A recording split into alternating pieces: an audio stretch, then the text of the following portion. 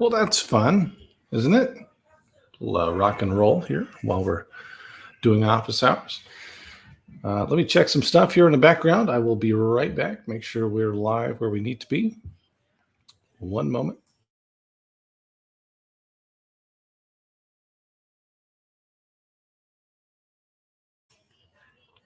It looks like we're good. Welcome to Office Hours. Every Friday we do this. We do a topic, usually about a 15, maybe 20-minute tops discussion on different types of topics in commercial real estate. Today, we're going to talk about how debt works in commercial real estate. If this is the first time you're watching this, we do this every single Friday for our members. If you're not a member, let me see here. You can do that. You can join us at straighttalkacademy.com. We do this every Friday. Every now and then we blast this out to our YouTube channel, etc. And the whole point of doing a topic is so that we can have time for people to join us and to ask questions if you have any questions. Other than that, you can learn some bite-sized topics as we go. If you're not a member, we have over 50 hours of classes that you can take on demand at our website. So I hope you join us. Today, we're going to talk a bit about how debt works in commercial real estate. A little bit different than how you might have seen it in residential. In residential, for the most part, you, the borrower, are vetted and underwritten. In commercial real estate, a lot of times, for the most part, it's the business and it is the property that's vetted. And we'll talk a bit about that. So if you have any questions now or in the future, if you're watching this after the fact, type them in the comments, ask us, we'll answer them. It doesn't have to be on this topic. Let's jump in. So a couple different things with commercial loans. Is it a business loan, right? So are you a business? Are you an owner user, as it were? Or is this an investment property? Many types of loan products are available. Okay, we're going to cover the basics. Let me just pop this up. I think I pulled, let me see, different loan. All right, so here's just an example of different loan types, right? So you have business loans, and then you've got traditional loans. You got loans. There's just dozens and dozens of different loan products for commercial real estate. Depends on the product type, right? Are you a multifamily? Are you a single tenant net lease? Are you a bank? Is there a tenant that is maybe you've got a mobile home park, right?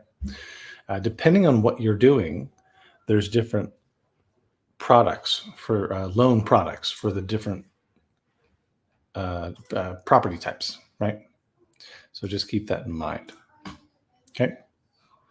We're just going to talk about the very basics of what a lender is going to want to look for. So for a business loan, you've got SBA or small business loans. These are, I believe, up to $5 million or so. And they're going to look at the business and the income stream from the business. Is it an existing business? Is it a new business? If it, hopefully it's a 2-year-old or more business. And that makes things a lot easier because you have to go look back at the profit and loss over the last couple of years. That helps a lot with underwriting for a business loan. Also, you're going to look at, what is the business plan? What cash on hand do you have? What is the structure of the entity, right? So do you have a bunch of shareholders? How does this work? So, if you don't have an existing business, if it's not an ongoing concern, then you're going to have a lot more examination on your business plan. What kind of, it's going to be much more on the principals, right? The people who own the business or the prospective business than it is on the business itself, because the business doesn't exist. If it's an existing business, especially 2 years or more, you're going to be able to go back and look at, hey, here's our profit and loss for the last couple of years. Can we do an SBA loan? Most of what I'll focus on here is investment property. So when you're underwriting investment property, they're going to look at, less at the individual.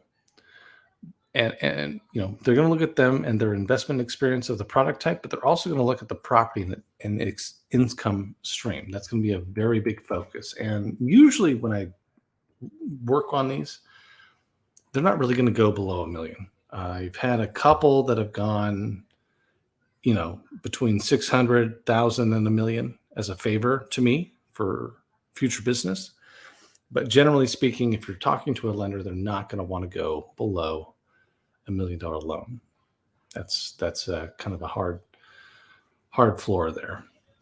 What we are going to look at is what's called debt service coverage ratio, or DSCR, sometimes DCR, and that's going to be a common term that you'll hear. And what that is the ratio of income compared to the debt service. Here's an example. So assume a property that you're going to buy, depending on your down payment and the interest rates at the time, is going to require annually $100,000 in debt service. Okay, so that's what your mortgage is going to be. The net income on the property, the money coming in on this investment property, is $125,000 after expenses, right? So that's your taxes, insurance, management, maintenance, utilities, repairs. After all that, you're netting $125,000.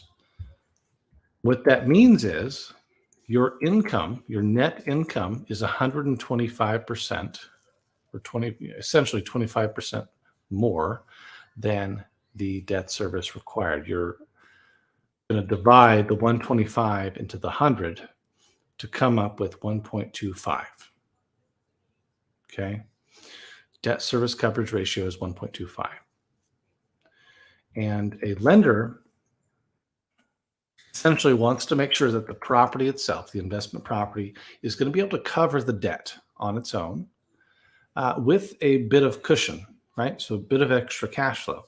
So if the net income on the property is 100,000 and the debt service is 100,000, that means the cash flow essentially after debt service is zero. And there's no room for any error or market corrections or anything. So a lender is really going to want to have some sort of buffer, and that buffer is going to change depending on the product type and the market, right? So lender's going to have a certain coverage ratio that they want to see for different product types. It's going to adjust depending on your down payment. So if you have more of a down payment, obviously the debt is lower, the debt service is going to be lower, so the debt coverage ratio will be better, right? You're going to have more cash flow if you have a higher down payment, right? So if I have 50% down, I'm going to have more cash flow than if I had 30% down, essentially, right?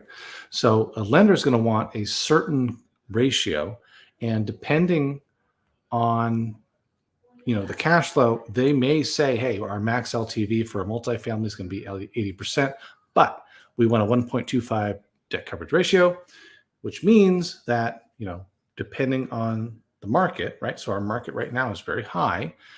We're going to have, they may say an 80% LTV is fine, but depending on the coverage ratio, the debt coverage ratio, because the market's so high and the returns are so low, you're probably going to have to come in with more than 20% down.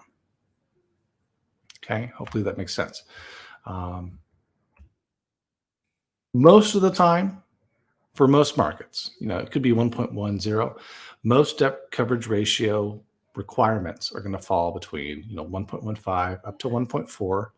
I've seen as high as 1.75. Depends on the product type. So is it multifamily? Is it self-storage? Is it hospitality? What are we dealing with? Each product type is going to have a certain assumed risk for the lender. So they're going to require more buffer between the cash flow and how much debt they need to cover. Okay, they need more room for error, essentially, right? So depending on the market volatility, the interest rates at the time, what product you're looking at, multifamily, industrial, self-storage, etc., lender's going to require a lower or a higher coverage ratio, a smaller or a bigger buffer between what the hard floor of the cash flow is, between the debt service, and what the cash flow is, outside of that. And really, that's it. That is how most of it's going to be debt coverage ratio that you want to look at. Let's kick back over here. Right. So debt service coverage ratio is going to be most of what you're going to look at. And when I talk to a lender, that's what one of my main questions is, what's your debt coverage ratio on this product type? And they say, oh, we're 80% LTV or 1.25 debt coverage. Okay, so for multifamily, for example, right now in this market, 1.25 is very appropriate. So what that means is I've got 100,000 in debt service, right, for a loan, and that depends on my down payment again. My net income is 125,000. 125,000 divided into 100,000 is 125%. 1.25 is the coverage ratio in that point. So you divide the net income into the debt service, and that's how you come up with the coverage ratio. Now, if we had 95,000 in net income and 100,000 in debt service, 95 into 100 would be 0.95, right? So we would be under 1. 1 essentially is 100%, right? So equal 100,000 debt service, 100,000 income. We're at a 1-to-1 ratio. That is bad. Under 1, obviously bad. Above 1, we've got a bit of a cushion. So that's how that works. I'm looking here. I don't see any questions. So that is really all I wanted to cover, is just the basics of debt coverage ratio and how you look at things for a lending standpoint. We also want to look at, you've got an investment property, but you've got business loans too, right? So SBA is a big part of business loans. For my part, from what I've worked on, this type of stuff is a pain in the butt. I really prefer properties that are just investment properties, not helping someone with a business. That has been a pain in the butt trying to do SBA loans and help people with that stuff. It's on the same plane as, hey, I could sell a house, or I could sell a commercial property and add 2 zeros to the sales price, and I can have the same amount of work, but with a lot more commission, right? So an SBA loan is going to be a lot more work, probably going to be less commission. So choose those carefully. If you're doing SBA loans with a client, make sure they're pre-qualified first every single time. So if you're dealing with a client who has a loan, pre-qual first, and then start looking at stuff. And I'm dealing with that right now in Sacramento with a client who wants to build a retail project in Sacramento. And really, that's all I wanted to cover. So let's leave that right there. I'm going to go get a new cup of coffee. If you have any questions, let me know. If you're watching this after the fact and you have any questions, let us know, and we will cover them as they come in. Be right back.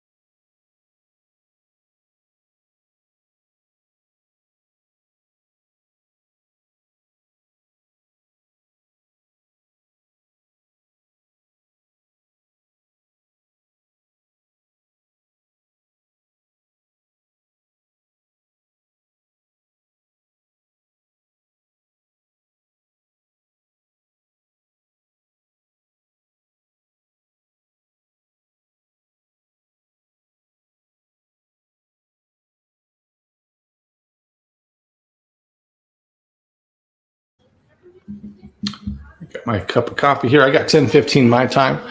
So I'm going to let things be for about 5 more minutes. If we have any questions, that's great. If not, we'll see you next week. I found this new fun thing where I can put some music in the background. I really hate the dead silence, so let's put some rock on. If you have any questions, let us know. Let me kick this back up to the main page here. But I'm here if you have any questions in the background.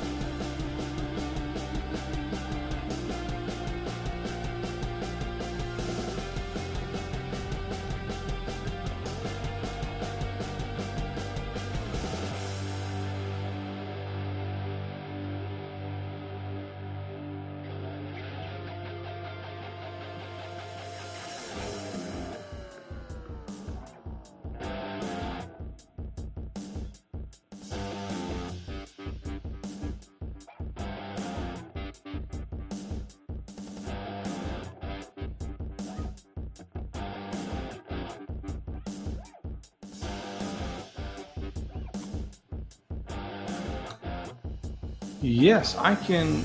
I can see that you're watching. I can see that I've got you there. Not sure how it's different. I know we started playing a little bit of music just so there's no dead silence there. But if you've got any questions, let me know. I'm gonna leave it a little longer than I usually do, in case anyone's got some questions.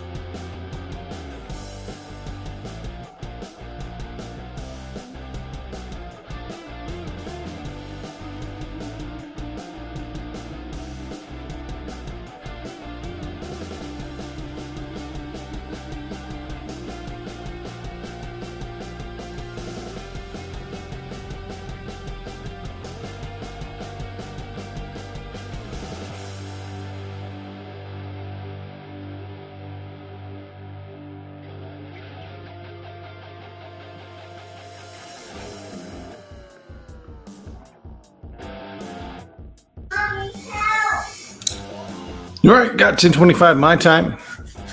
Don't see any questions. If you have questions in the future, let me know. If you have questions about this, that's fine. If you have questions about literally anything else in commercial, let us know. That's why you're paying us, so we can answer those. If you have a topic you want to cover next week, let us know. Let me we got that cool rock going on. If you have a topic you want to cover next week, let us know. Literally, I pick anything that I'm kind of working around and cover that. Unless you guys have something you want to cover, we've covered all kinds of stuff that you, our members, want to talk about. It's a very underutilized area of what you're paying for. So if you have anything you want to talk about, if you have anything you want to learn, let us know in the comments. Let us know in the group there, and we will see you next week.